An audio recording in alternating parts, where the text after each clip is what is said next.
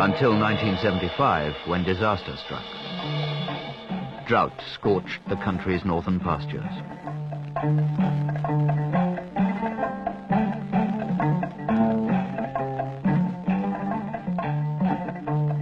Tens of thousands lost their livestock, their livelihood. Many starved.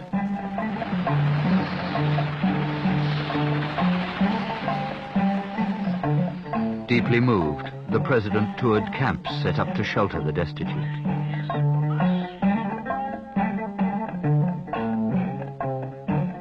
By his return to the capital, he had known what to do. To save their lives, they would have to be moved to fertile lands in the south. The decision of June 1st, 1975, would move all nomads who wished it to resettlement areas between the southern rivers.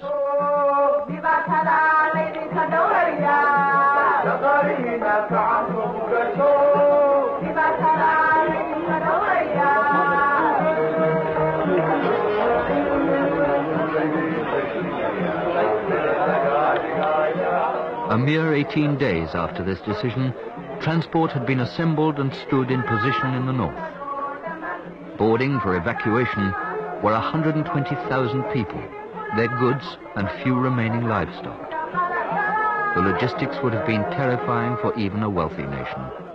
Yet on June 18th, the move began.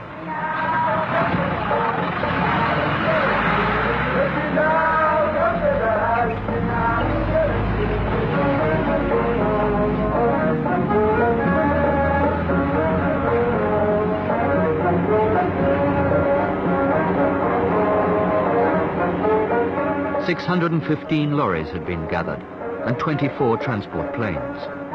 16 emergency landing strips had been built. Food had been provided and clothing found. The nation's response to the nomads' need was quite phenomenal.